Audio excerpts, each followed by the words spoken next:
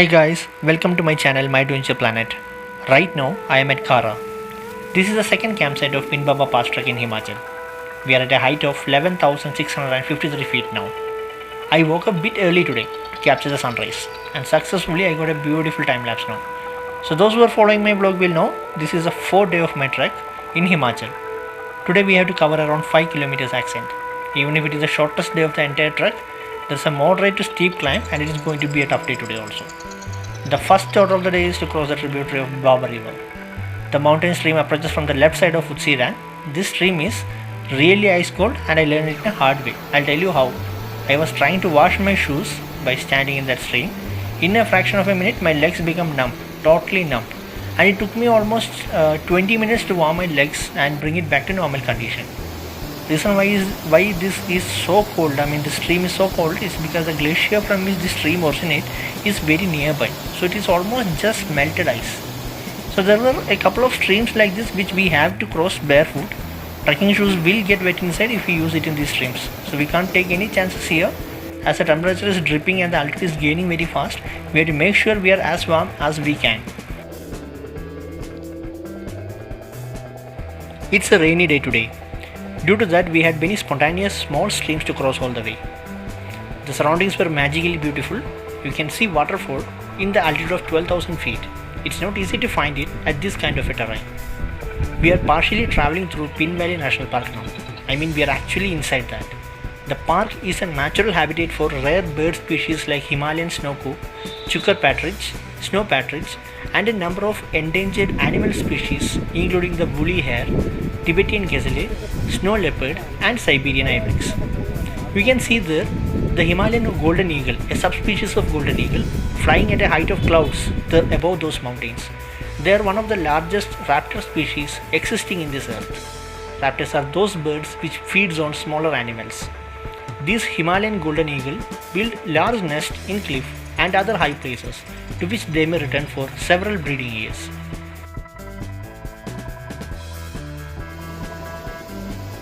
It is bit windy and cloudy right now, and the terrain is a combination of stone and loose mud, which can be a bit taxing. So it's important that you pace yourself accordingly. Today, we are going to a campsite called Phutsirang. Phutsirang is at a height of 13,474 feet. So, we are just really close to the campsite. I think it may be around 1.5 kilometers away from our current position. As usual, we had to take a break in between to rest and all that stuff. And also, our mules were behind us, so we had to wait for them and have to send them in front so that the kitchen team can set the dinner camps and all that. Now, finally we have reached our beautiful campsite and it is time for some rest. Look at the view from my tent, guys. How is it? I just fall in love with it, if you ask me. The tent is opening towards such a beautiful view of snow-capped mountains. What else I need? I'm a mountain person. Such a view is like a delight for me. Normally, there will be 3 people in one tent. Even if it is a bit congesting, it helps to increase the temperature level inside. But now, I have only the Tathrai uncle and me in my tent. The reason is he is a bit old and the trek organizers have given him little concession for his own comfort.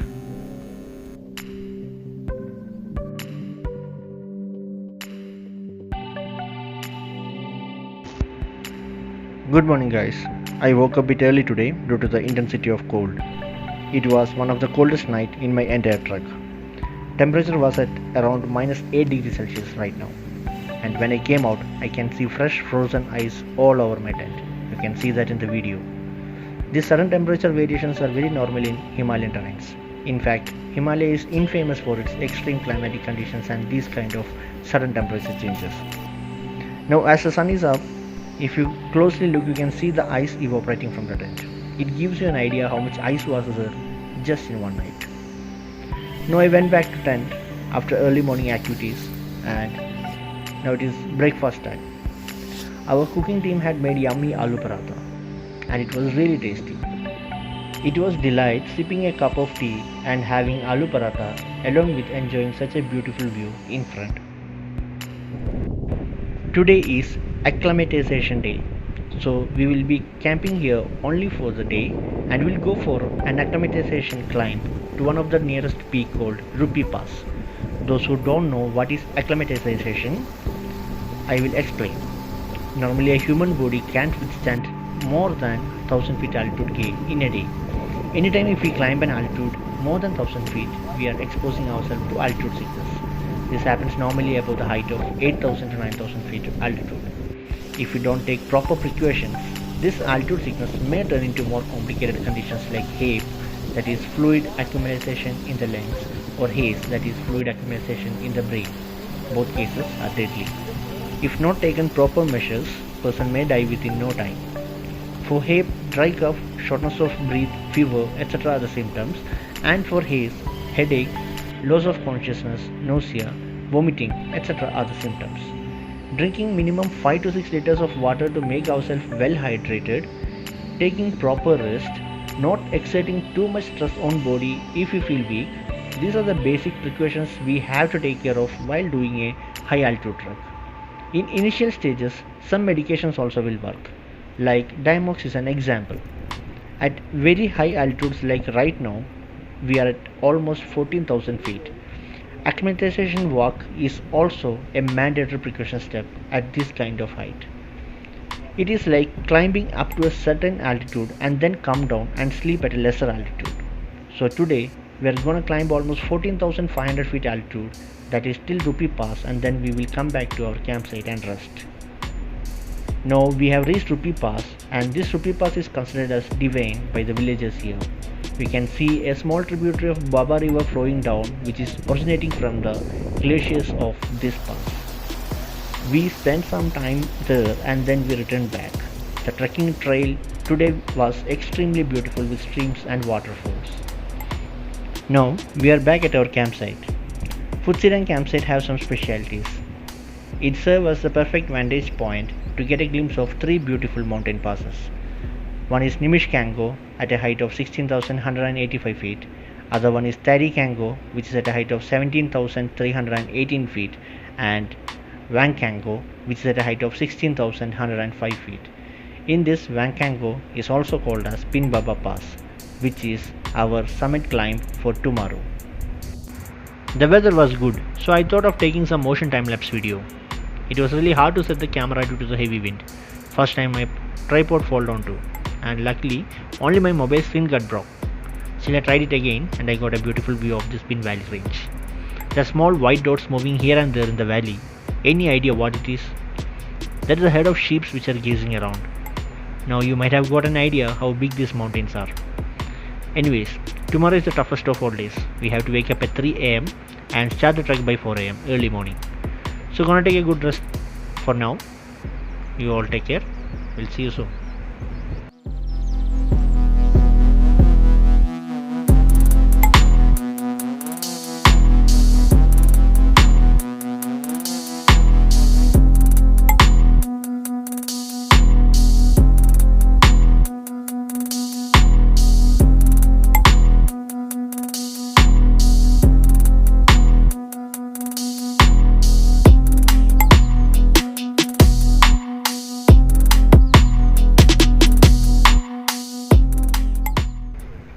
Hi guys, good morning. We started climbing at early morning 4 by using head torch and everything. It was too dark so I couldn't shoot anything. Now as sun is up, we are at a considerable height. I thought we'll start shooting. There far below we can see our campsite. Can you see? Can you see how small it is? Yeah. That is the Phutsirang campsite from where we started. And now we are climbing up from past 2 hours.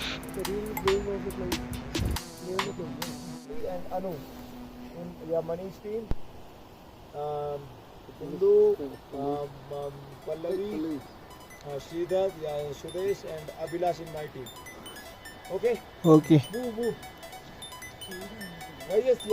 Now we are climbing up in small groups of 3 as per the Himanshu's instruction. This trek route is a high risk rock fall prone area, so we are strictly told not even to make a loud voice. The area is that sensitive, even sound waves will cause a big rock fall like rock avalanche, which will turn out to be deadlier. Himanshu was telling in the last batch they lost 2 horses here due to rock fall. both died on spot. Huge rocks fall on their head and stomach during the climb, and both the horses died in minutes. We were given clear instructions and technical training in case of a rock fall, like how to hide from it and how to make sure our teammates know who will be climbing from below. The entire briefing was shit scary for all of us this time. So, for those who have doubt why we started this early today, I'll tell you the reason. Once we cross Pin Bhaba Pass while descending, we have to cross the Pin River, which is originating from the same Pin Bhaba Pass. As the origin, that is the glaciers in Pin Bhaba Pass, is really close by, while we cross the river, it will be ice cold or maybe at times ice covered. So if we cross it as soon as before the sun is up, there won't be much depth and flow. However, when the sun is up, glacier will melt faster and it results in the increase of water flow, and also depth also will be increased. This will make it more hard to cross, so that is the reason why we started today's summit climb so early. If we are at a proper speed, we will cross the river by 9 am. Now, we have reached the glacier side of the pass. This is the glacier from which Pin River originates. So when we look at it, it looks like a normal soil. But if you look closely, you can find out the top part is covered with rocks and soil, but below it is frozen ice. And there are deep crevices in many parts of this glacier. We can see that here itself. See the crevices which is covered with soil on top, but down it is hard ice. The depth of these crevices may be kilometers deep down, so if you accidentally fall down, you may die. And many crevices are covered up on the top with thin layer of soil and rock, so that it makes it more dangerous to cross. So our guides and trek leaders go in front and check the path first. Then we have to follow the exact same path to avoid such kind of danger.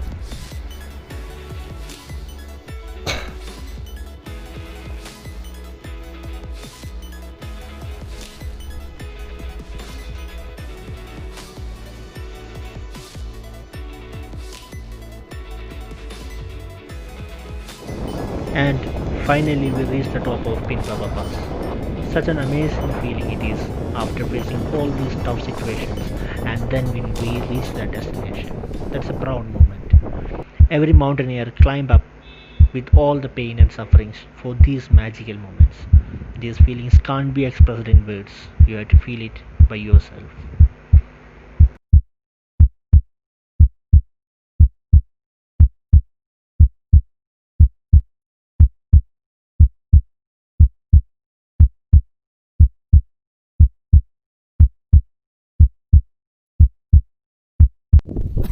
Shiv कैलाशों के वासी, शिव कैलाशों के वासी, धौड़ी धारों के राजा, धौड़ी धारों के राजा, कर संकट हरना।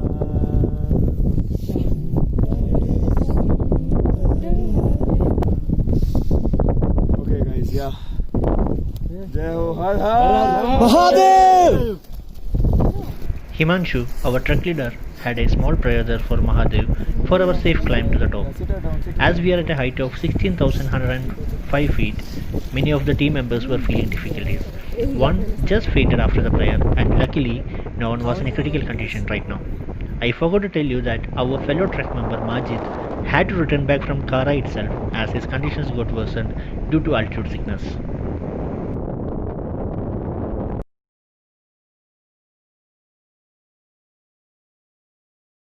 That's my favorite spot of this. From the saddle point of the pass, that is the highest point of the pass, you will notice the sudden shift in landscape. The geographical contradictions are well pronounced in this spot.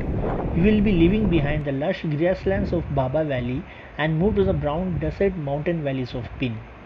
The pass crossing is over a series of ledges, so the fun is in getting to the first ledge and then setting sights on the next. The pass is narrow, almost knife-like. The space is just enough for a handful of trekkers to stand. Getting to the pass is thrilling, the satisfaction immensely gratifying. Around you are serrated mountains of Spiti, but the scene below you is what makes your jaws drop. Below, as the steep flanks of the passes level out, Pin Valley spreads out in a riot of colors. It is hard to imagine a valley pink in color, but that is how it predominantly is. From the Pinbhaba top that is there. So, our trek leader Himanshu was explaining to us about the terrain. Behind us was the top point of beautiful Pin Bhaba Pass and the huge glacier from which Pin River originates, and in front of us was the cold deserts of India, that is Pin Valley. Cold deserts means from here you won't see any kind of plants or trees, anything. It will be just rocks, different colors of rocks. It's like a desert, but here the difference is throughout the year the entire valley will be windy and it will be freezing cold wind blowing throughout the time. It is because of the huge Pin Bhaba Pass and the frozen glacier behind us. That's the reason behind this cold wind here. About 2 kilometers into the descent, you will spot the Pin River. We have to remove the shoes and cross the ice-cold Pin River with barefoot. Believe me, it is a hard task. In that high altitude and just kilometers away from the glacier, it's not easy at all. Once we cross the river, we have to warm our feet as soon as possible to avoid further complications. Our trek leader Himanshu and other guides are boosting our confidence by chants and all during the river crossing.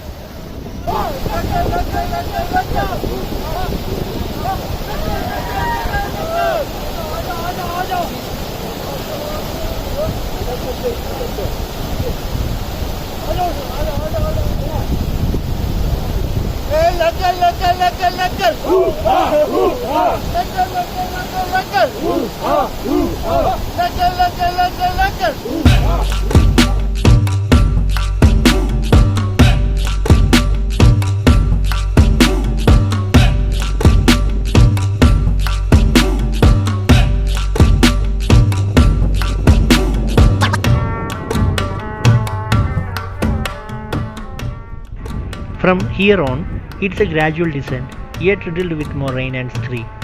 Pace yourself slowly and rest if you must. We can see the huge difference in the terrain here. It's all rocky mountains everywhere with vibrant colors, and also you can hear the sound of wind blowing. It is much more colder in the Spin Valley due to the heavy cold wind blowing throughout the day. We can't even remove our gloves for some seconds. It is that cold. About 5 kilometers from the river crossing, you will be able to see the Mangrungse campsite below the trail. It's a beautiful campsite near to the river, covered with spitty mountains with vibrant colors from all sides. So we started at an altitude of 13,474 feet from Phutsirang today, early morning, and climbed till 16,105 feet at Pin Bhaba Pass. And now finally we reached the Mangrungse campsite at an altitude of 13,674 feet. This beautiful Mangrungse site is our resting point for today. I am dead tired after the summit climb. We'll take some rest for now. I'll come back with another episode to show you the beauty of Spiti, Rohtang Pass and Manali.